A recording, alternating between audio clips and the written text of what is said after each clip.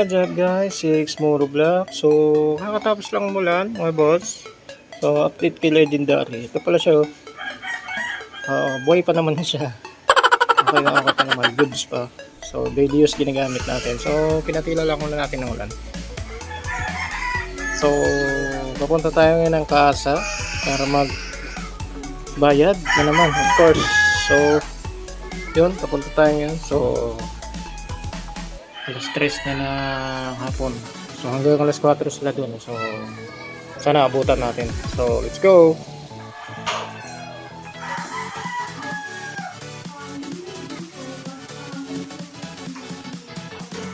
Punta tayo ngayon ng casa.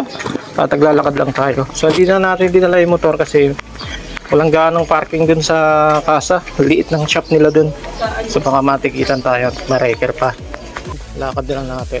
So shortcut lang naman to, mabilis lang naman, malapit lang naman dito sa bahay. So yun mga boss, malapit na tayo. Malapit na tayo sa casa. Yan. So meron pala tayong hawak na resibo dito. Recently lang to. Itong last month. Ito. Hindi ko lang kung ano na, 19 months na lang ata tayo, no? Medyo malayo-layo pa ng konti pero makakarating din. By the way, sa Wiltec tayo kumuha ng unit. So yun, tatanong ko na rin mga boss, sino sa inyo mga naka-Wiltec dyan na casa? So sobrang higpit kasi nila, sobrang mahigpit ni Wiltec. So yan, sobrang mahigpit pala si Wiltec mga boss. One day lang na ma-delay ka, ano na sila, parang tinatakot na nila,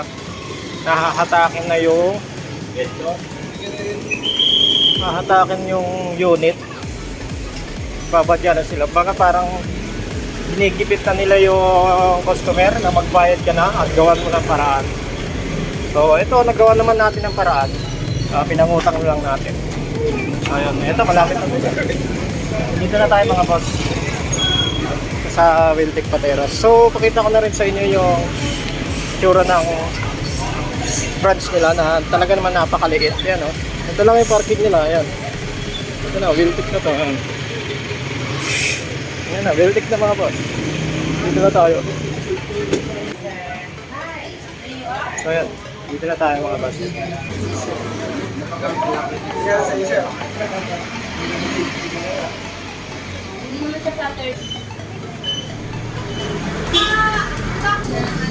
Ano ma'am? Bibela ka mangutang. So yun na mga boss, nakapagbayad na tayo. Ayan, ito yung bagong resibo. So 3-1, yung monthly natin. 9. So 9 ngayon, Lunes. So 20 months pa pala tayo mga boss. Yun pa rin, 20 months pa pala, mahabang journey pa to.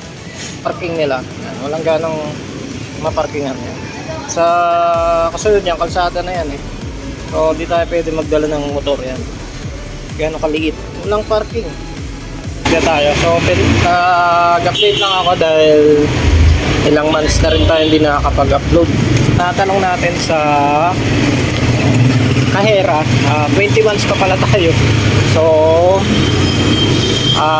year 25 pa tayo matatapos, 2025 ng May.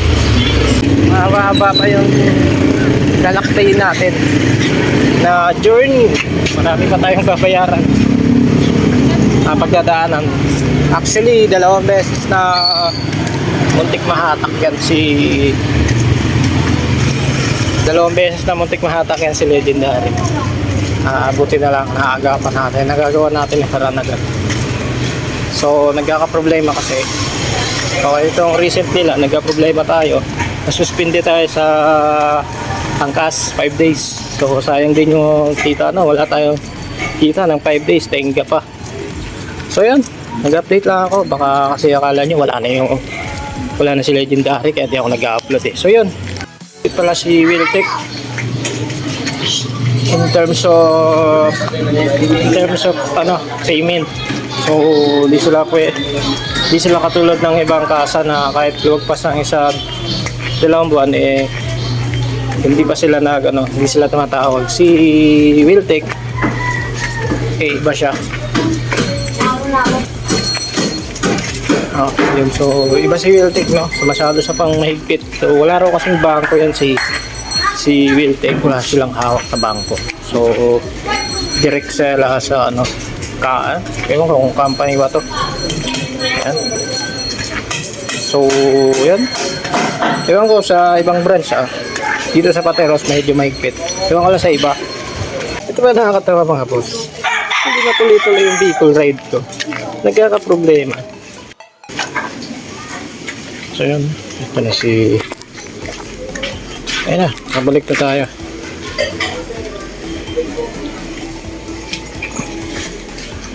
So yan, nabalik na tayo. So ito na si Legendary. Pinalitan ko na rin pala siya ng seat cover. So ako na rin na nagkabit niyan, ako rin. Okay, so ito na si Legendary. Nandito na tayo sa bahay. Ayan, pasok na tayo.